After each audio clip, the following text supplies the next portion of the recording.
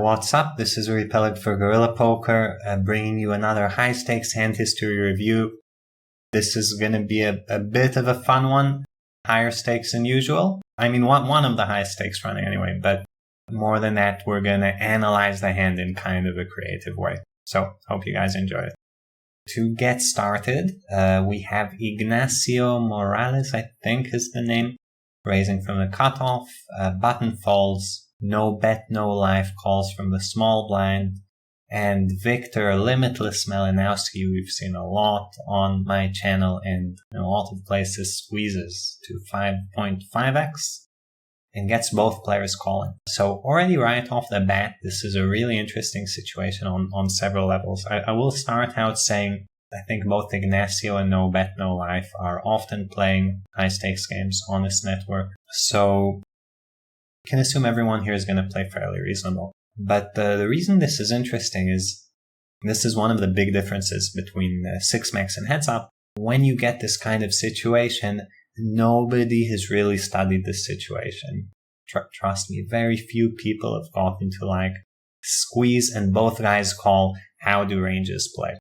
So this is one of, I like to call them a Wild West spot where people are playing by feel, by intuition, by experience, and nobody has really practiced the spot enough to really know what's like, what do ranges look like, what do thresholds look like, etc.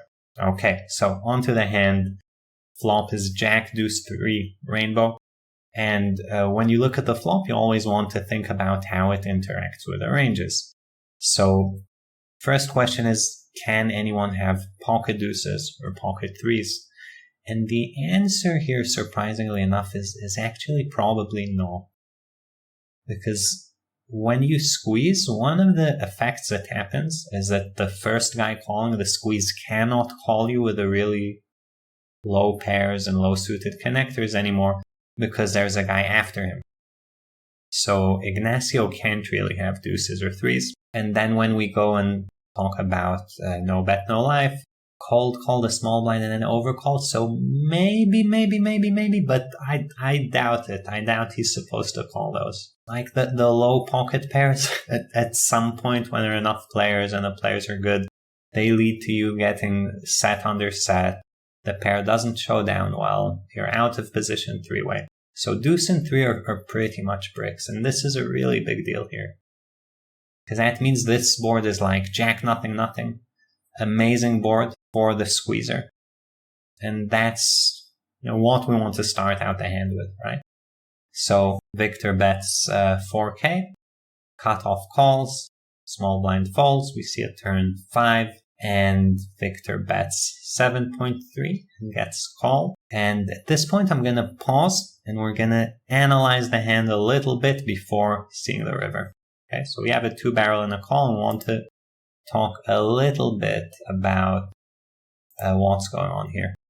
Again, because this is such a crazy spot, I have the squeezing range, not the correct rake structure, but whatever. And I have the first guy's calling range, and I just made a heads up sim for both of them without the third guy in. So the ranges are correct, but the strategies aren't. There are programs that let you do three-way stuff, but then you'd need the overcalling range and you need to get it from a different program. And like, nobody, I'm not going to do that. I doubt many people would. It's not worth the time. This spot is so rare. So this is the creative part where we're going to actually tackle this in a different way. So we'll leave the c-bet range as is, because very often when people bet quarter pot, they're betting way too much.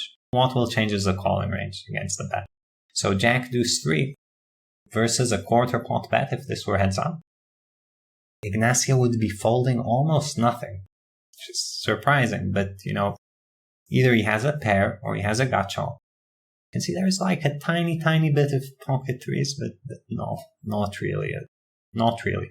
So yeah, either he has a pair, he has a gut shot, or he has pot odds, right? Because it's a small bet.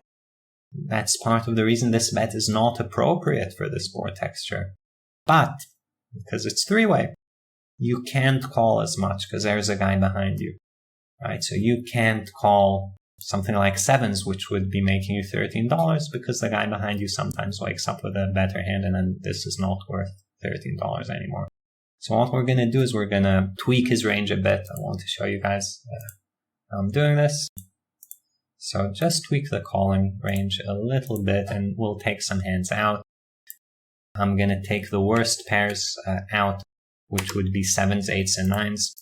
Not 4s, 5s, and 6s, guys. These have backdoor straights. These are actually better than 7s, 8s, and 9s, believe it or not. So 7s, 8s, and 9s are the worst pairs. I think we can take out the worst floats. So the worst floats would be like 10, 9, Queen 9, King 10, Ace 10. I'm tempted to take out, I guess, Ace Queen off and the no backdoors over cards. So the ones with spades.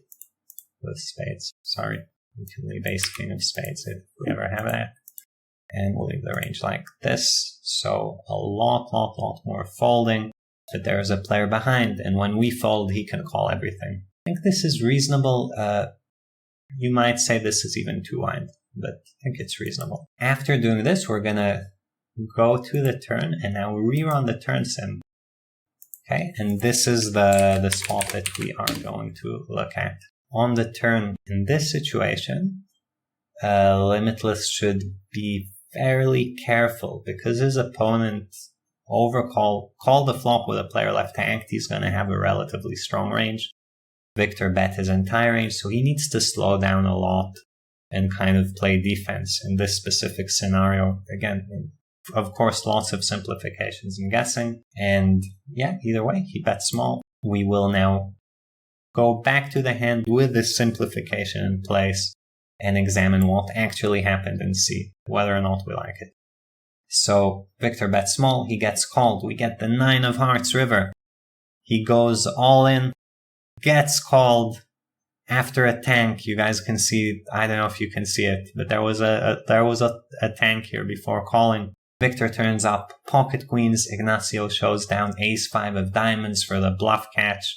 The failed, mistimed, expensive bluff catch. And now I want to examine, first of all, talk about the logic of the situation, right? So Wiktor, queens, bet, shove.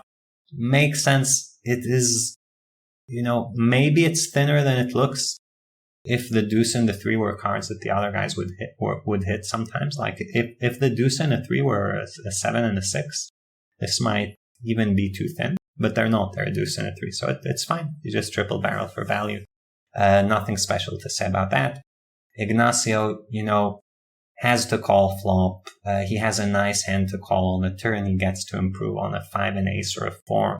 He's facing a small bet, so you can't really make a case for ever folding turn. Then on the river, we get to a classic bluff catching situation. Kind of situation where a lot of guys are not sure what to do. Something I like to always have in the back of my head is the theory, because once you take the theory and the players, you get to make a decision. And the theory is, you call all the hands that beat value bets, and after that you go buy blockers. And then when you look at Ace 5, you need to ask yourself, does this hand have good removal effects, average removal effects, or bad removal effects? And that's going to determine whether or not you call. Is having the 5 important? No. Is having the ace good or bad? Tough to say. Depends on whether Limitless triple barrels ace queen and ace king. I would say it's either neutral if he has like ace queen, ace king barreling plus aces and ace jack, or it's a bit good. Maybe it's a tiny bit bad. So overall, I'd say, average to maybe a bit slightly above average bluff catcher. I would much rather have a jack. If I could have king jack or ace jack, that would be, just click call, moving on. So rather have a jack than the 5, but this seems fair enough. And the question is, does this change once we made the range so much tighter? Because everything I told you now is a situation I know and I've studied where it sets up on the flop. But now that we made the ranges a lot tighter, let's see what actually happens. Tired of seeing your red line plummet? Our red line course will help you understand what your opponents are doing and how to exploit their mistakes. Learn how to change your perception, deceive your opponents, overbet accurately, and much more. Sign up to start crushing today.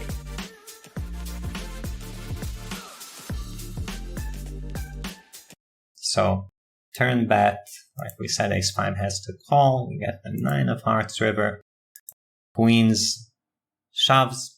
In terms of bluffs, you guys can see this is what I was suspecting, that the bluffs for Limitless also have an ace, ace-king and ace-queen. So we're Limitless bluffing with king-queen and checking these down, which might have been the case had flop gone heads up and these had more showdown value. Then ace-5 would make a great bluff catcher, for sure. But here these are bluffing and that makes having an ace not too good. And then when we look at bluff catchers, first of all, you can't call ace-king because you're chopping with bluffs. And ace-5 is now a bad bluff catcher with hearts and diamonds and slightly good with clubs. You might ask, what's the difference? And there is a difference, but you need to think about it. So we'll tell you guys a difference in a second. But yeah, this bluff catch, which probably would have been just pure good before it, is now a little bit bad. And frequencies drop. So previously, probably you would have called a bunch of these hands. More often now, less often, but in the end, despite changing everything, it's still a similar type of bluff catcher. You still have to think about the same types of things and then kind of make your decision based on those. Like, is this a hand that's always calling, never calling, or mixing? Those are the three types of buckets ace-5 could fall into. And usually a hand like ace-5 is in the always calling category. This changes when your opponent's bluffing his own aces, and now it's in the always folding. But these are very minor decisions. So if you have any information about your opponent and his tendencies and the reads may be tilted or whatever, those should always take precedence. Now, riddle for you guys. Take a few seconds to think. Why are clubs better than hearts and diamonds? What the hell is the difference?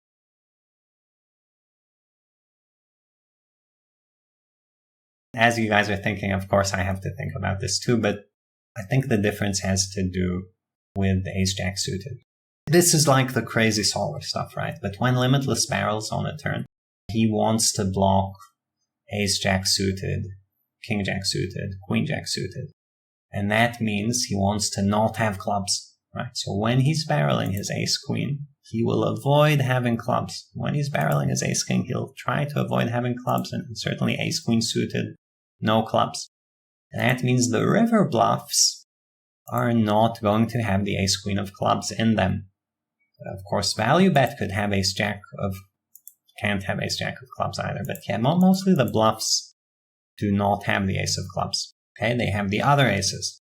So then you have this crazy removal effect where ace-5 of clubs unblocks bluffs, like the ace of hearts and ace of diamonds are bluffing for your opponent and the ace of clubs isn't. So this is a good call, this is a bad call. This is how crazy computers are, guys. And this is why I always say, pause, ask yourself, like, does my opponent know this? Is he doing this? And honestly, from my experience, there are several high-stakes players who will know this and will manage to barrel in this fashion because, they know they should be selective. They look at the suits. They're like, okay, I want to block the suited stuff, so let's not have clubs. I mean, once you see it, maybe after this video, you guys start doing it in your games. Makes sense, right? Even go back to the turn and you can see that bluffing with ace-queen of clubs is just plain worse than the other suits. But yeah, anyway. Hand called ace-5 of diamonds, so no, man, you called the wrong suit, you messed up. But, yeah, shit happens. I think, easy mistake to make, decent chance I would have made it myself. And in the end, it's just a marginal decision with a bluff catcher, so not terribly important, but still nice to think about. Hope you guys enjoyed the video, and I will see you in the next one.